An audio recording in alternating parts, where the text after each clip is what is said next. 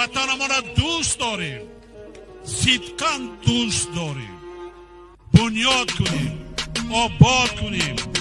خوانیم، علم آموزیم، کسب آموزیم، هنر آموزیم که آینده دولت خود را صاحبی کنیم،